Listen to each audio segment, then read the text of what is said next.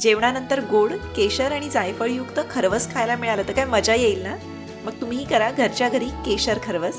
याकरता पितांबरी रुचियानाचं खरवस प्रीमिक्स आपण वापरणार आहोत.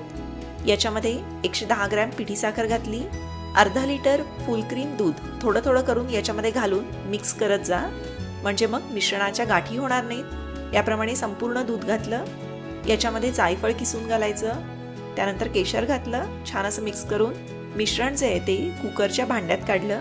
थोडासा केशर वरून भुरभुरला, ॲल्युमिनियम फॉईलनं भांडं सील करून घेतलं.